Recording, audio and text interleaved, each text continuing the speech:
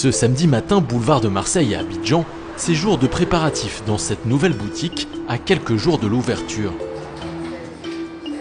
Une épicerie fine branchée où seront vendus des produits 100% made in Côte d'Ivoire, des confitures à la farine de noix de cajou, en passant par le poivre ou le jus de mangue. Bonjour, salut Corinne, ça va bien? Ça va bien. Ça va. Tous ces produits ont été créés par une nouvelle génération d'entrepreneurs ivoiriens dont fait partie Linda Dimpa. On s'inscrit un peu dans la tendance de tout ce qui est une énergie en Côte d'Ivoire pour valoriser les produits locaux et transformer les produits locaux.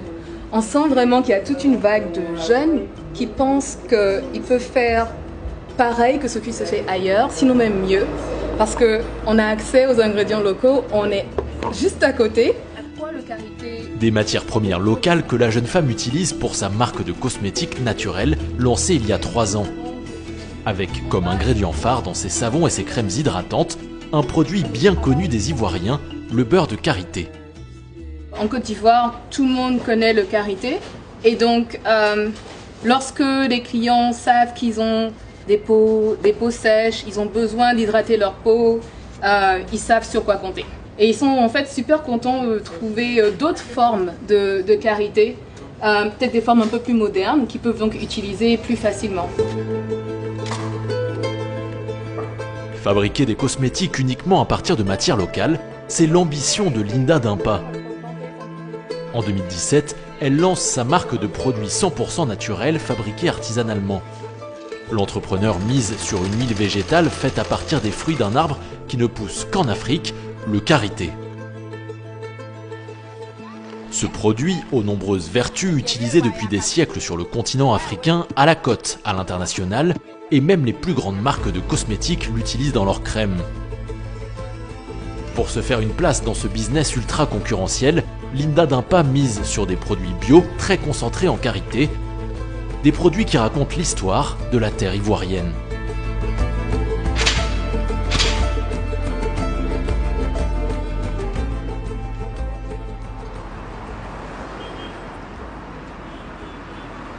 Ce matin, dans le quartier des Deux Plateaux à Abidjan, Linda a rendez-vous chez Fatoumata Camara. Merci de m'accueillir aujourd'hui. Cette femme fournit la jeune entrepreneur en beurre de karité depuis 2 ans. Une matière première que Madame Camara fait venir de plusieurs coopératives de femmes situées dans la région du Hambol, au nord de la Côte d'Ivoire. Vous voyez, regardez. Oui. Comme ça qu'il faut faire. Oui. Vous voyez, ça disparaît vite. Exactement. Et s'il y avait de l'eau, vous allez avoir des gouttelettes d'eau ici. Et c'est exactement ce qu'on cherche. Il n'y a pas d'eau là-dedans. C'est vraiment la couleur. Voilà la couleur naturelle du beurre de karité. Si Linda Dimpa achète exclusivement auprès de cette commerçante, c'est parce qu'elle a besoin d'un beurre bien spécifique, avec un faible taux d'humidité pour fabriquer ses produits. Problème, en Côte d'Ivoire, la qualité du beurre de karité est inégale. Tout dépend de la coopérative qui le fabrique. C'est difficile de trouver du beurre de bonne qualité. Et d'ailleurs, à Débat, on a eu beaucoup de mal quand on a commencé. On cherchait du beurre qui était assez sec, parce que pour la cosméto, c'est important d'avoir le moins d'humidité possible pour pouvoir transformer le beurre et garder la stabilité dans nos produits. Et donc c'est pour ça qu'avec ce beurre-là, on a eu exactement ce qu'il nous fallait, parce que le taux d'humidité est très bas, ce qui fait que c'est beaucoup plus facile pour nous ensuite de le transformer et de faire nos formules dont on a besoin. Madame Camara approvisionne Linda régulièrement tout au long de l'année. Mais la jeune femme n'est pas sa seule cliente. À Abidjan, ces dernières années, de plus en plus d'entrepreneurs se lancent dans la fabrication de produits à base de beurre de karité. Une aubaine pour cette commerçante et les coopératives avec lesquelles elle travaille. Ça va permettre pour les femmes d'avoir un débouché pour les femmes pour qu'elles puissent écouler leur karité. Plus il y a des gens, des jeunes structures, des jeunes dames ou bien tous ces jeunes qui font des produits à base de karité et tout, plus les femmes, elles vont s'en sortir parce qu'on aura plus de demandes. Aujourd'hui, pour ses 50 kilos de beurre de karité, Linda Dimpa va débourser 100 000 francs CFA, soit 2 000 francs le kilo. Chaque année, l'entrepreneur achète jusqu'à 4 tonnes de matières premières. C'est ensuite à Bonoua, à 1 heure d'Abidjan, que le karité va être stocké avant d'être transformé. Ce matin, la jeune entrepreneur se rend dans son usine, une ancienne maison de famille transformée en centre de production depuis 1 an et demi. On va d'abord filtrer, on fait les huiles pour éviter les impuretés.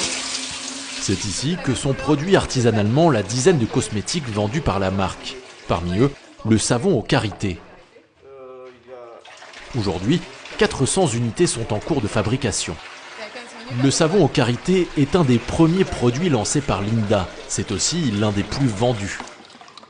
Il est confectionné à partir de karité, mélangé à une autre huile végétale. Si l'entrepreneur a décidé de miser dès le départ sur le karité, c'est qu'il est disponible en grande quantité sur place, mais aussi car ses vertus sont très prisées, en Côte d'Ivoire comme à l'international. Il y a pas mal de compagnies qui sont basées en Europe ou aux États-Unis, qui utilisent le beurre de karité et qui transforment le beurre de karité. Les propriétés du beurre de karité font qu'il est très recherché en cosméto. Et la propriété la plus recherchée, c'est sa capacité d'hydratation. Il y a un avant et un après. Lorsque on met le beurre de karité sur la peau, quand on met le beurre de karité sur les cheveux. Et ça se fait presque immédiatement. Pour élaborer son savon au karité ainsi que ses autres cosmétiques, Linda a recruté un chimiste. Il leur faut en moyenne entre 6 mois et 1 an pour trouver la bonne formule, celle qui se retrouvera sur le marché. Mais même lorsque la production en grande quantité est lancée, ils doivent parfois revoir leur copie. Il nous a fallu presque 1 an pour développer les bonnes formules pour nos savons et pour nos baumes. Dans le climat tropical, le beurre de karité, lorsqu'il est mélangé à d'autres ingrédients, fond facilement. Et donc c'était important pour nous d'obtenir une texture qui pouvait résister à des températures assez élevées. S'adapter aux conditions climatiques locales, un défi pour Linda qui doit aussi plaire à la clientèle internationale. Le parfum utilisé ici, ce sont les zestes d'orange. Ok. Les zestes, donc c'est simple. Ok. Orange, mangue, ananas ou fruits de la passion. Pour séduire les consommateurs, Linda d'Impa a ajouté des parfums naturels à ses savons et ses baumes pour le corps. La raison, le karité brut a une odeur particulière qui peut surprendre, voire déplaire. C'est le cas aux États-Unis où beaucoup de ces savons seront exportés dans les prochaines semaines. Le premier geste, très souvent, quand un client achète un produit cosmétique, c'est de le prendre, de le sentir. Et surtout aux États-Unis, où ils ne sont pas habitués à l'odeur du beurre de karité, à l'odeur en fait de beaucoup de produits naturels, où ils sont plus habitués aux produits cosmétiques qui ont des fragrances, qui ont des parfums. Alors c'était important pour eux, c'était les réactions qu'on a eues. Il faudrait que l'on puisse avoir une odeur qui est en fait beaucoup plus parfumée que ce que le beurre de karité donne naturellement. Bonjour tout le monde, bonjour Chantal. La jeune entrepreneur réalise seulement 2% de ses ventes outre-Atlantique, mais elle a fait de ce pays son marché prioritaire après la Côte d'Ivoire. Ces savons y sont vendus 6 500 francs CFA l'unité. Les États-Unis, un pays que Linda connaît bien et pour cause, elle y habite depuis près de 20 ans.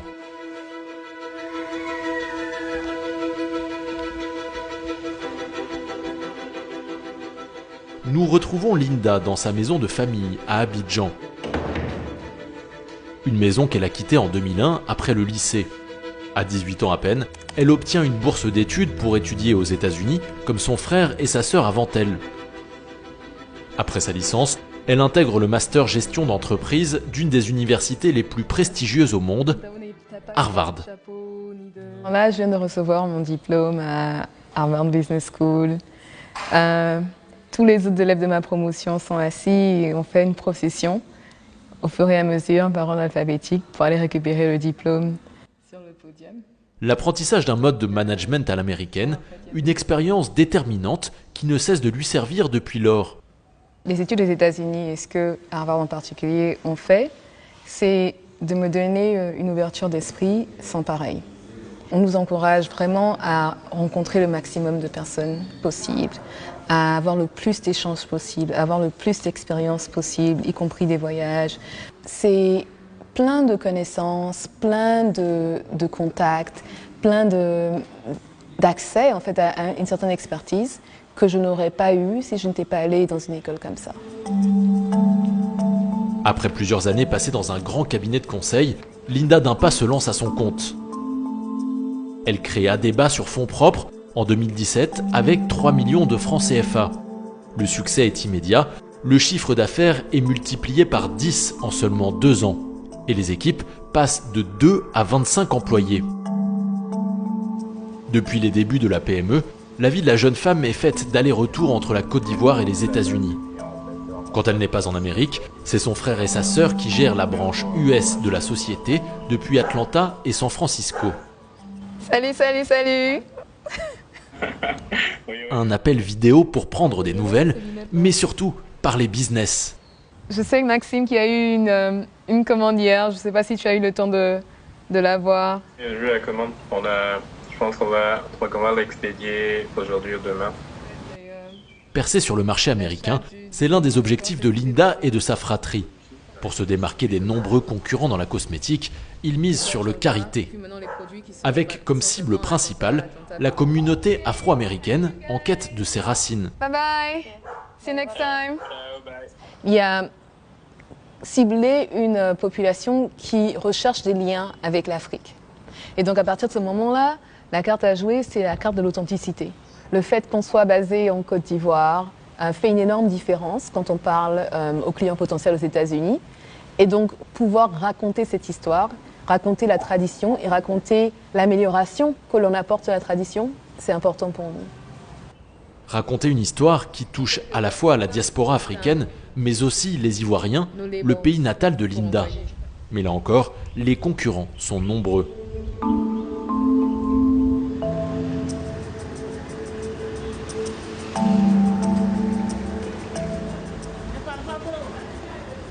Cet après-midi, Linda Dimpa se rend à la pharmacie du lycée technique à Comment Cocody. ça va? L'entrepreneur vient faire le point sur les futures commandes avec la responsable du rayon parapharmacie. Est-ce que ça sort beaucoup? Comment est-ce que...